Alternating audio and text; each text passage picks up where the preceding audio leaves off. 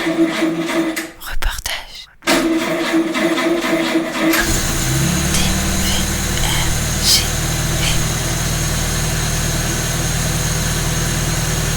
Bonjour à toutes et tous, je suis très heureux de vous retrouver pour ce 4e épisode de la saga Citroën.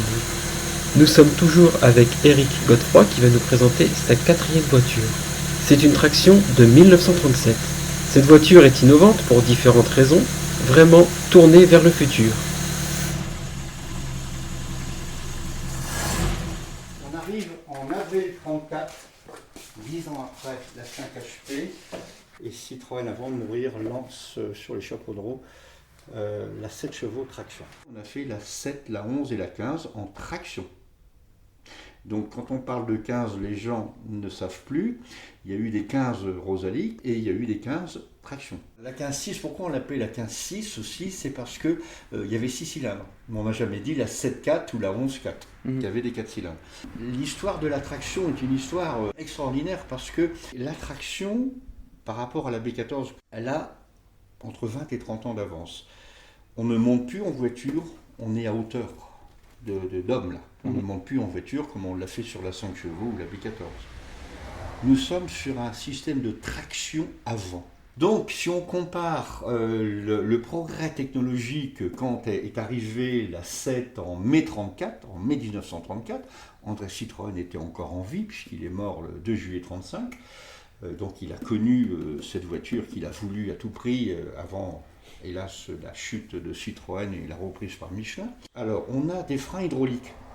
Des freins hydrauliques, ça veut dire les freins d'aujourd'hui, c'est-à-dire des freins avec un liquide, qui alimente les 4 roues, je dis bien les 4 roues, avec une pression sur la pédale. Et on envoie donc un liquide qui fait bouger les cylindres de frein, là, de roue, et qui permet de bloquer les tambours. Donc ça, c'est une révolution, puisqu'on a un freinage sur les 4 roues, ce qui n'était pas toujours le cas, notamment sur la 5HP, on a 2 roues. C'est du câble, déjà. Déjà, on n'est plus en câble, mais même à l'époque, on avait parfois des freins sur les roues arrière ou les roues avant. Donc là, on quitte les freins à câble, on est sur des freins hydrauliques. On ne monte plus en voiture, on est à hauteur.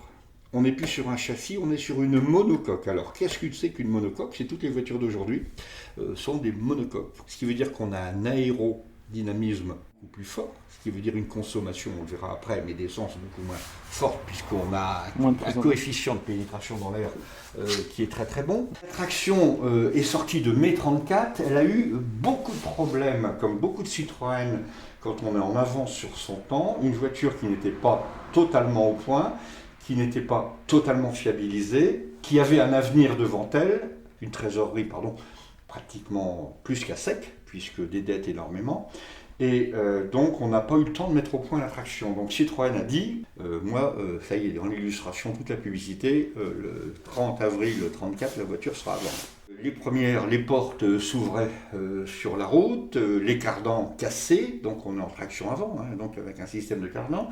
La stabilité n'était pas celle voulue, la boîte de vitesse, il y avait des problèmes.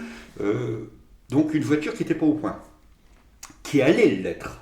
Donc forcément les concurrents ont fait des gorges chaudes sur Citroën, qui était déjà exsangue financièrement. Cette personne a quand même mis la France sur 4 roues, a pris des risques qu'on dirait aujourd'hui complètement fou, mais il faut parfois de la folie pour arriver à des voitures qui ont 25 ans ou 30 ans d'avance, qui seront au point quand Michelin reprendra l'affaire. En 1934, Citroën est évincé de son affaire.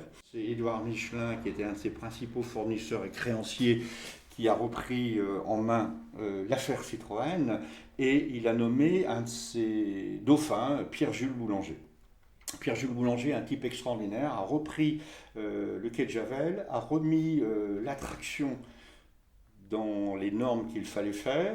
Vous aviez le choix dans la couleur, c'est noir ou noir, c'est-à-dire que déjà on fait des économies de budget, parce que on avait des teintes avant-guerre, des gris perles, des roses, on avait tout ce qu'on voulait, comme sur les Rosalie, et à un moment donné, il faut arrêter. Ce qui n'a pas empêché que tout le monde en a voulu. À partir de 1936, la voiture Au niveau de la crémaillère, il y a une crémaillère qui est montée, c'est-à-dire que la direction est beaucoup plus souple.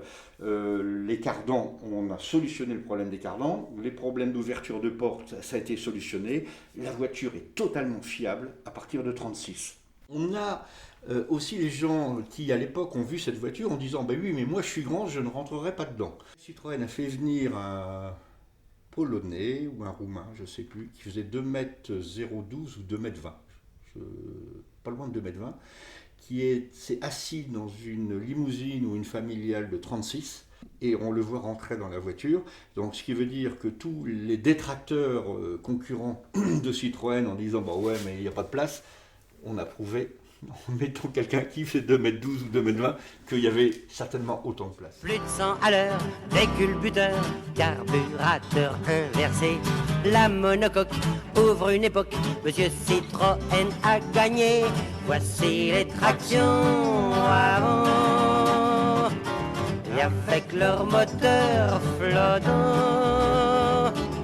Révolution dans la technique aérodynamique.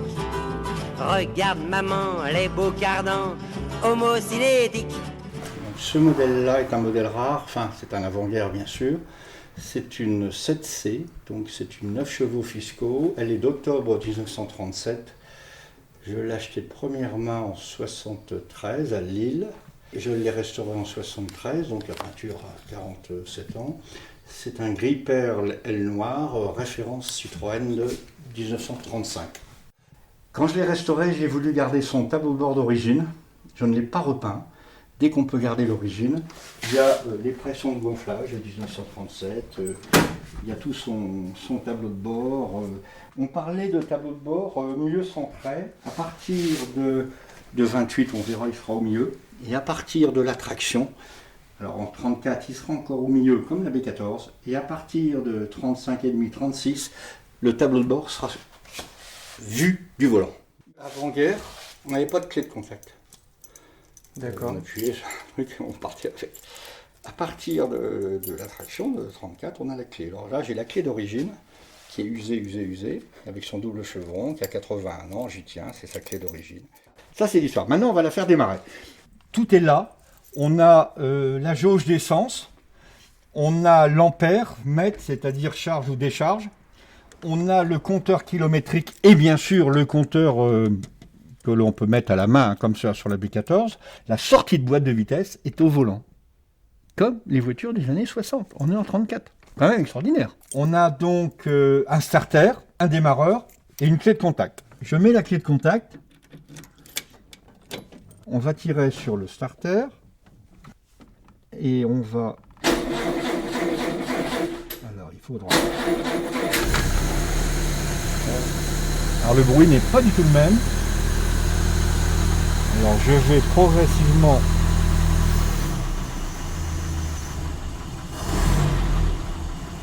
j'ai enlevé le starter. Alors ma charge est très bonne, mon réservoir je suis à 44 litres sans starter. Écoutez-moi ça.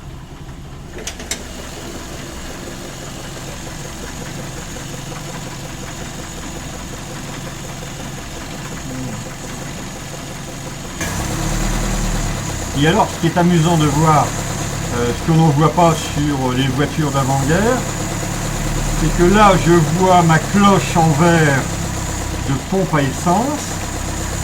Et alors là, on voit que ça circule. Allez, l'essence, là, je veux dire, c'est vraiment un demi-pression. La cloche en verre permet de voir forcément que l'essence arrive bien au carburateur en accélérant.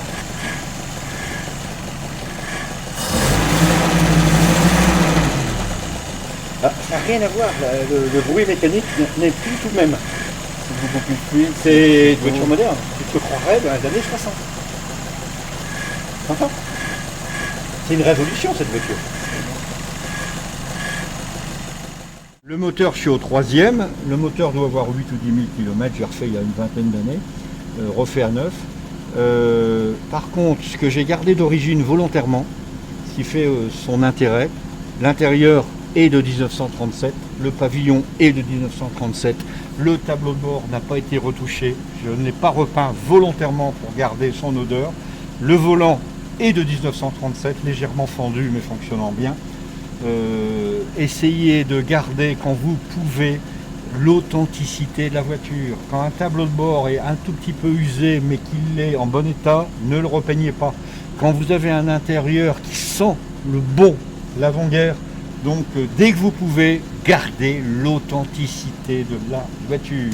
Parce que la restauration, oui, de la voiture, la restauration à outrance d'une voiture qui ne méritait qu'une peinture ou une réfection mécanique, gardez l'intérieur. Cette voiture, je l'ai achetée de première main, je suis le deuxième propriétaire, elle a 81 ans. 31 juillet 1957, date importante pour les usines Citroën.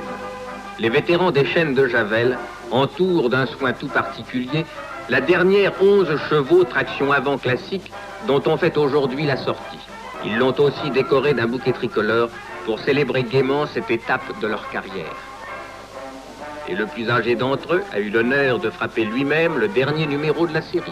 Son heureux propriétaire, qui dut l'acquérir de haute lutte contre des centaines d'amateurs passionnés, reçoit les félicitations d'un directeur qui en 1934 assistait au lancement commercial du modèle. Après le trèfle, la Rosalie, la 11, c'est le dernier cri. Comme elle est belle, elle a des ailes, c'est l'attraction universelle. C'est l'attraction universelle. Nous voilà arrivés à la fin de ce reportage en espérant qu'il vous ait plu. Il ne me reste qu'à remercier chaleureusement Éric Godefroy pour sa patience, sa passion, sans qui ces 4 reportages n'auraient pas été possibles. Si vous voulez avoir des informations complémentaires sur l'association dont Éric Godefroy est le président Les Vieux du Volant, vous pouvez aller faire un tour sur leur site internet www.lesvieuxduvolant.fr. Et il se pourrait bien que nous retrouvions Éric dans de prochains reportages sur des voitures d'avant-guerre. À très bientôt! Vous aimez cette production ? Donnez votre avis sur dvrgv.org.